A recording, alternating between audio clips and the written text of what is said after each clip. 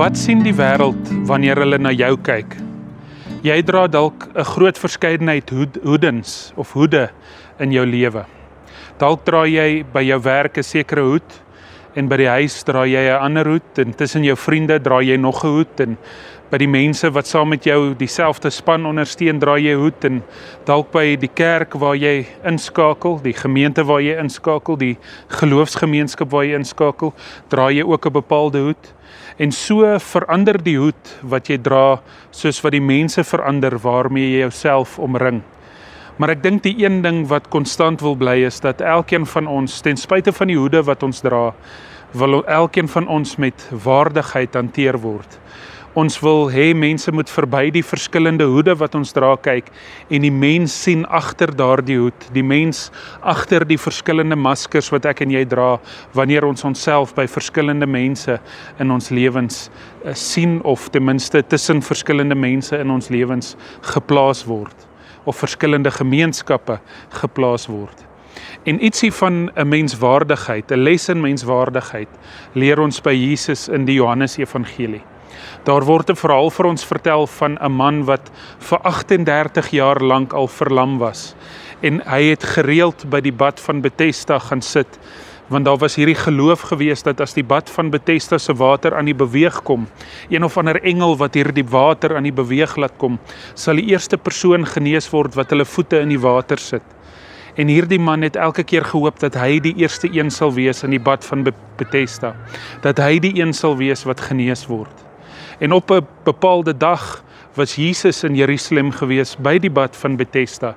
En Jesus sien hierdie man raak en hy vra vir die man of hy genees wil word. Die man vertel eers vir Jesus sy storie. Hy sê, elke keer wanneer ek by hierdie bad kom en ek hoop ek is die eerste een om my voete in die water te sit, dan is daar iemand wat voor my indruk en eerste in die water kom. En dan mis ek op daardie dag uit op die genesende krag van hierdie water.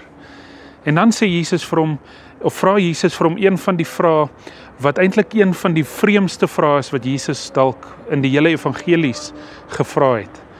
Wil jy gesond word? Wil jy genees word? Dis eintlik 'n baie vreemde vraag van Jesus af, want natuurlik wil die man genees word. Hy mos dan nou elke liewe dag by die bad van Bethesda en hy wag dat die waters aan die beweeg kan kom dat hy genees kan word. Dit klink dan soos 'n vreemde vraag, eintlik 'n simpel vraag as ek dit met respek kan sê van Jesus se kant af. Maar hoekom vra Jesus vir hom hierdie vraag? Jesus vra hom hierdie vraag want Jesus kyk verby die maskers wat hierdie persoon dra. Jesus kyk verby die hoed wat hierdie verlamde man dra. En wanneer Jesus na hierdie man kyk, sien hy nie net 'n bondel probleme wat opgelos moet word nie. Hy sien nie 'n verlamde man as sulks nie. Hy sien 'n mens. En Jesus sien die mens agter die verlamming raak. En Jesus wil nie net sommer aanneem dat hierdie man genees wil word nie. Jesus vra hom toestemming. Wil jy gesond word? Jesus spring nie net in en waai sy towerstafie en maak die man gesond nie.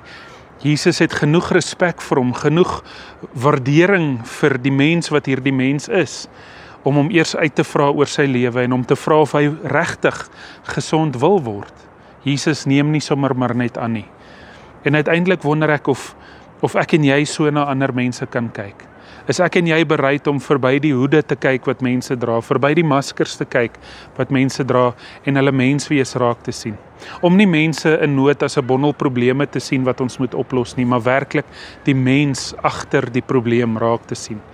Want dan kyk ons op 'n ander manier, ons kyk met nuwe oë, ons kyk dan soos Jesus. Hemelvader, baie dankie dat U ons op 'n menswaardige manier aanskou het. Dankie dat U verby die harde korse van ons buitekante gekyk het en ons harte raak gesien het. Vader, wil U gee dat ons ander ook so sal raak sien soos U die man by die bad van Bethesda raak gesien het. Amen. Baie dankie dat jy vandag ingeskakel het. Ek en jy kuier verseker gou weer.